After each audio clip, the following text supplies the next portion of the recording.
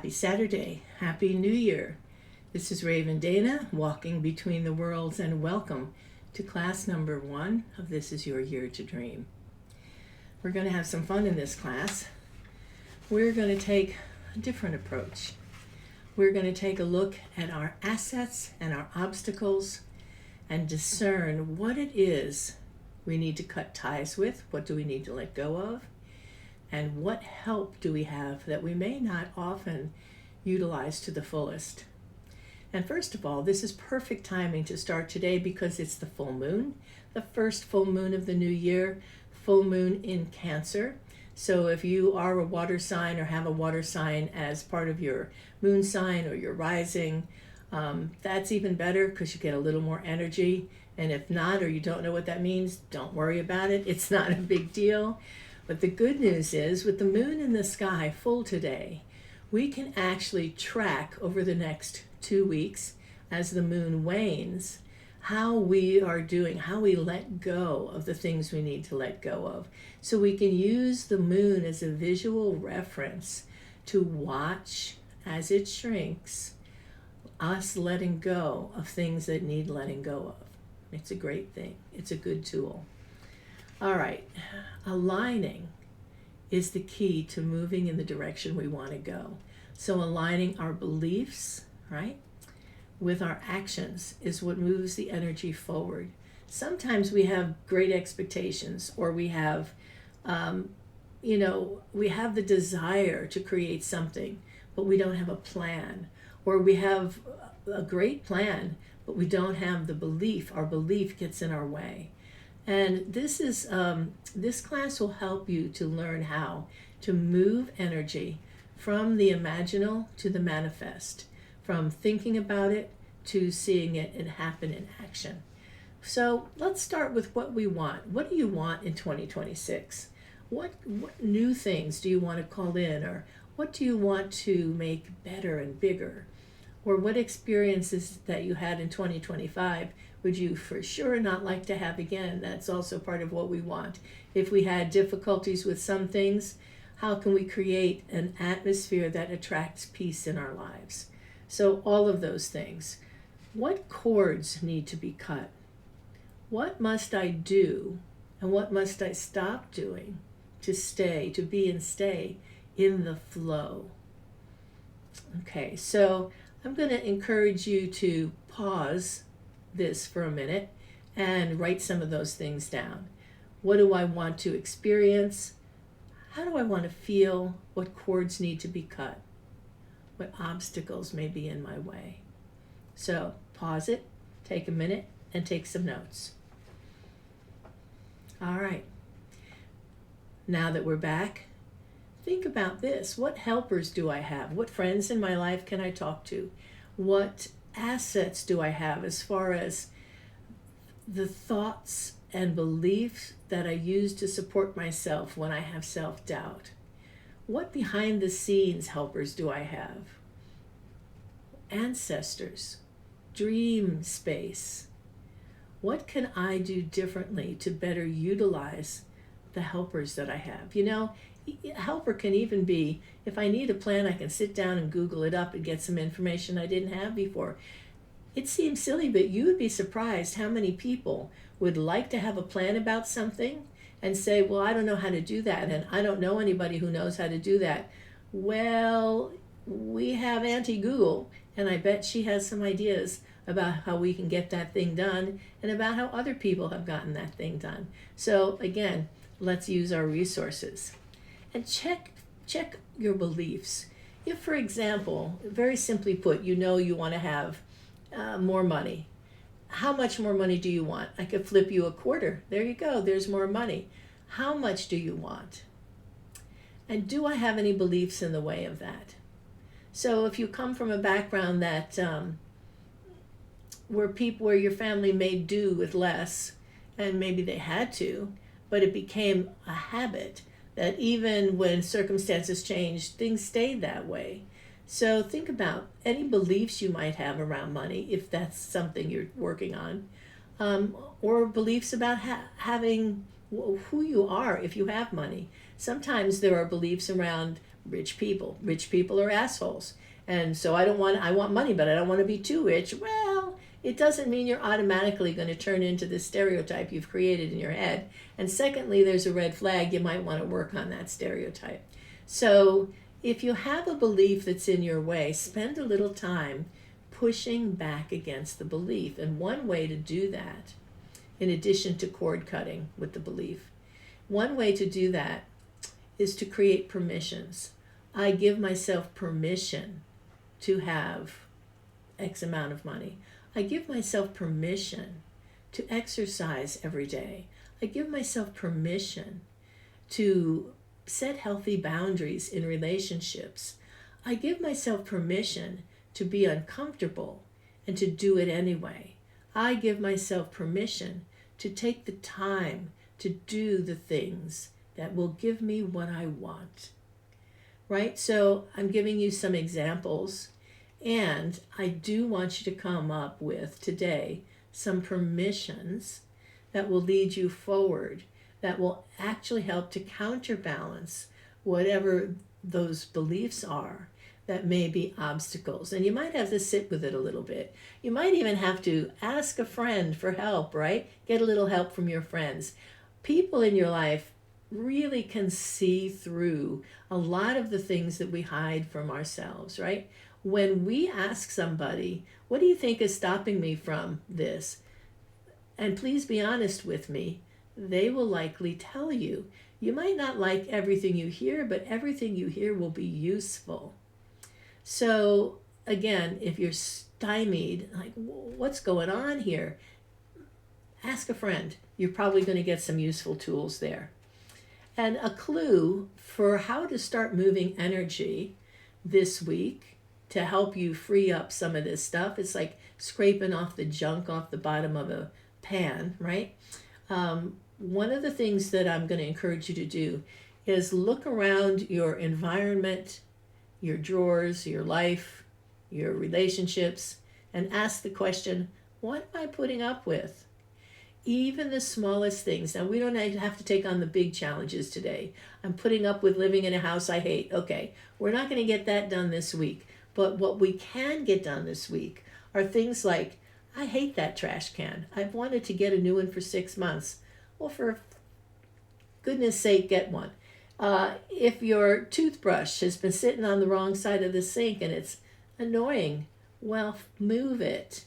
If you need a new something to put up there, go get it, right? So look at those kinds of things that we tolerate, because each one of those things is a little energy sinkhole. It's us training ourselves to believe that we're not deserving, even on this level, of having a little more peace, ease, joy, pleasure, contentment.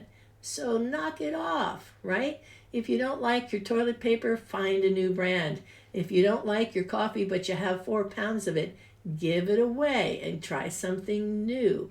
So all those things, if you're down to like 2 nail polishes and they're half dried out, and throw them in the trash. If you need more underwear, buy them. If you're down to your final pair of good socks that's really comfortable, buy more. So again, these are the kinds of little things that, boy, they add up. They really add up. You might find a dozen of them by the end of the day. Well, I'm going to encourage you that this week is your week to take care of all of those little things. It'll be a strange and exciting little tiny spree of joy, right? To buy that trash can, move that toothpaste, get rid of that coffee, do all the little stuff, because freeing that energy is going to really move you in the right direction. It's going to help you tremendously. We're going to do a little meditation now. We're going to have a chit chat with our future self that already has something that's on our list, something that we say we want. And we're going to ask her the questions, these 2 questions. What did you do that I haven't been doing to get this to happen? And the other question you're going to ask her is, what did I stop doing that was keeping me from having this? So you may already know the answers. That's okay. We're going to do the exercise anyway, because using that tool of stepping into the imaginal and gaining back energy from that information is a very powerful tool that we will continue to use as we develop our skill through the course of the next 5 weeks. Okay, so get comfortable. It's only going to take a few minutes, and close your eyes. Take a breath. Relax your body. Soften. Breathe. And see before you images begin forming. You find yourself in a little grassy area, and in all directions there are paths.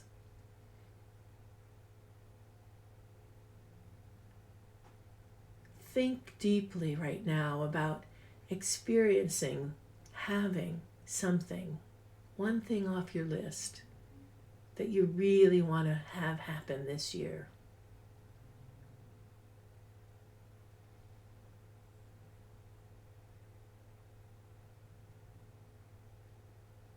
And reach out with your mind to the version of yourself that made it so. And you see one path. The sun has come out and it's shining on this one path, brighter than all the rest, so that's the one you take. And you walk down the path feeling the sun on your skin and smelling the breeze. You go around a curve in the path and there's a picnic table. And there you are, sitting at that table. She looks up at you as you approach. At first gives you that double take and then smiles. Well, I knew I was waiting for someone, she said. I didn't know it was me. And you both laugh. You take a seat and pick up a notebook that just happens to be there for you, and a pen that you think, ooh, I like this pen. Exactly. Well, she says, what are we doing here? I want to know, you say. What's something that you did that got you here, that got you this thing that I keep saying I want? And tell me what you stopped doing. Something that I need to stop doing to get an obstacle out of my way, if that's also what I need to know. Oh, yes, she says, and she nods. I can help you with both of those things. And she's clear and brief and succinct in her answers. And you write.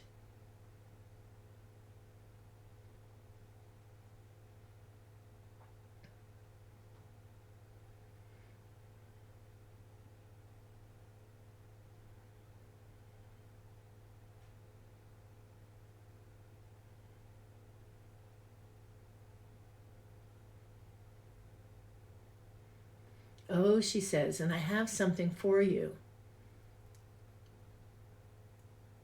And she slides a golden pair of scissors across the table to you.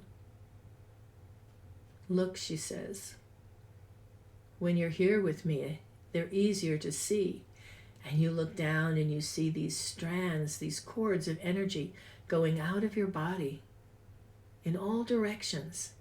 And some of them are very dark and sluggish. The energy is dim. Those are the ones, she says. You need to cut them. Right now, you say? Yeah, she says, right now. And so you gather up those dark, sluggish strands. And you take those golden scissors and you cut through them. It's surprising how easily they cut. And you immediately feel a little rush of energy. It's good, isn't it? She says. Yes, you say. And she says, well, now you can really get started. And so you close your eyes and breathe. You bring yourself fully back to the moment, breath by breath, feeling lighter and freer. And you take a moment now to write down what that future you said. Okay. Now we're back on the path. How to start moving energy through the dream space, through the dreaming. One of the things that you can do in looking for, how do I build a path? How do I get on the right path from where I am to what I want to create this coming year, is to read the signs around you. In other words, slow down just a little bit, pay a little bit better attention. Notice, you can play what Robert Moss calls sidewalk oracle or sidewalk tarot, where you ask a question of the universe. How do I build my business to this amount? Or how do I find that house that I really want to move to? And you look at whatever's in your environment as you walk or as you drive, and you notice the first three things that stand out. Now again, it doesn't have to be, fireworks and birds landed on the top of your car, but the first three things that grab your attention, make note of them, write them down, sit with them, see how they speak to you, because these are signs and clues that are directly related to the question you're asking. Another thing that you can do is to create scheduled journeys, daydreams, just like the one we did with your future self. You can go back and talk to her more. You can ask her more details. You can write down a lot more information about the plan that she fleshed out in order to get her what she wanted. You can even ask her for places and names. You might not always get it because it might still be in flux between here and there, but you'd be surprised how much information you could get if you played with this, if you practiced this. So you can also visit your past self and reassure her. You can go back to the scene of a belief, go back to where something was instilled or installed, or that some experience that reminds you of how you're holding this fear or this feeling. And you can go back and talk to your past self. You can also jump in there and reestablish a sense of self from who you are today by going back to your young self and letting her know your successes, what's become of her, how you're doing. You can go back and literally change the past, which not only changes your present, but changes the future. So work with that tool. It's a really valuable tool. Next week, we're going to do a meditation specific with that. So I'm going to give you this week to also think about what time in your life would you like to go back and do a little reconstruction, belief reconstruction. And if you already have the answers, do it. You don't have to wait for me. Just go ahead in there and get the process started. It's a great thing to go in there to root out some of the old beliefs from the family history. Create a list of new permissions. For you to create what it is you desire this year, you want to have permission to have those things, to enjoy them, to have them come to you, right, relatively easily. You don't want to have to get a bulldozer out and take all those obstacles off your road. You can dissolve a lot of those obstacles by cutting those cords, by looking at the beliefs, the situations, the things that you put up with, maybe people that drain your energy, job situations that could be cleared up, even the way you feel when you dress a certain way can help you. So let yourself make good use of all those things. And with that list of new permissions, you want to say them every day, right? You want the new permissions to become part of that foundation on which you're laying the energy groundwork for moving forward, for moving from the imaginal to the manifest. Okay, so we're going to do, let's see, I'm checking my notes because I'm going to send you these notes, so I want to make sure I'm consistent with them. yeah, another one of your imaginal practices is to actually get back on that path, but take that path directly to the moment where you have the thing that you say you want, and to imagine it vividly, to feel it, to see, well, if I'm that person with whatever it is, if I'm that person with X amount of money, how do I look? Do I look different? How do I walk? Do I make different choices? What do I do? And it can be about anything. If I'm that person that has successfully created this relationship, how do I walk? How do I move? What brand of toilet paper do I use? Right? See if you can ask yourself some specific questions, because there will be answers, about the version of you that already has the stuff you say you want. Because doing those little things, even if you, for example, if you take a journey and see that you're wearing a specific pair of earrings, right? You see my earrings? Say you're wearing a specific pair of earrings. So this is a true story. It's not about me, not these earrings. But someone took a journey, and in that journey, she saw herself wearing this specific pair of earrings. And she'd had just in the vision, she was just about to put a down payment on a home that she really wanted to live in this area, and this house came available. And she remembered that and wrote it down and drew a little diagram of those earrings. And she happened to be out shopping a couple of months later, and she saw these earrings in the window of a store. She couldn't believe, she said they were very, very close, almost to the detail. Anyway, she went in and she bought herself these earrings, started a conversation with the person behind the counter, discovered that this person owned some houses that she was looking to rent in the area that my friend was wanting to live in. Long story short, she started renting a house from this person, and about 6 months later, they made an agreement for a rent to own, and she did in fact end up buying this lovely home in this area that she wanted to live. So that's one very small example of how something that shows up in a dream, even if it's a conscious waking dream, doesn't have to be a night dream, can lead you forward, because we have these clues all the time. Don't try to figure them out. Follow them. If you ask yourself the question, what the hell does earrings have to do with me getting this house in this place I want to live, you're not going to get the answer. But if you follow the clues, see the dream, see the earrings, go buy them, see what happens next. Okay?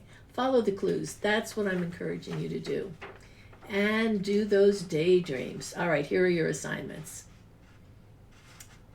Here are your assignments, and you're going to like them, and they're going to be fun.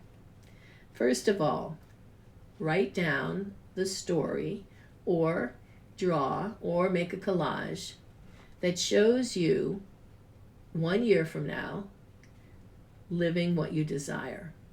Feel it, know it, spend some time on it, put some energy into it. Let yourself feel it in as much detail as you can. The second part of the assignment is to do the path meditation every day. Do it every day. It only takes a couple minutes. Walk the path, see what you see, notice what you're wearing, talk to your future self, see who else you meet on the road. Maybe you'll meet a friend. Okay. Practice the oracle game. Practice randomly asking for information about your path forward. Is there something specific I need to do to get this to happen? And look around and see what jumps out at you. Write it down. Make a note of it. See where it takes you. All right. Please read your permissions out loud. Please create your permissions. And again, if you're stuck knowing what permissions you need, get a little help from your friends. They know where you stop yourself, where you inhibit yourself. And we'll do a little more exploring on this next time as well. All right, so those are the things you want to play with this time. Get a little help from your friends is the last part of your assignment, because it's going to help you see yourself the way other people see you. It's going to help you access all the good things about yourself, not just the things, not just where you stop yourself, but you're going to get to hear people say how much they appreciate you, how much they value you, how smart they think you are, how creative they think you are. And it's really useful to let yourself receive that energy as we're starting out on this kind of a journey. Okay, so in a nutshell, identify the top maybe 4 things. Don't get too crazy, because if it's a very long list, you'll get mired up in the details.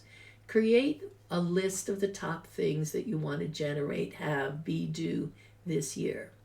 See if you notice already, if you might already know, what some of the obstacles are, what some of the beliefs might be. Cut those cords with your golden scissors and notice what you're putting up with and course correct as quickly as you can. All right, this is how we're getting the moving energy, the energy moving energy, same thing. We're getting back to the flow. We're getting on that flow, on that horse. This is the year of the horse. We're not going to become the horse. As Chris Corsini says, he's an astrologer, and he says this wonderful little piece about the new year and the horse. Don't try to be the horse. Ride the horse. So that's the information I'm going to leave you with today. To find that space, to give yourself room to create the life you wish to live. And imagine it. I'll see you next time. Have a great week and enjoy the process. Bye now.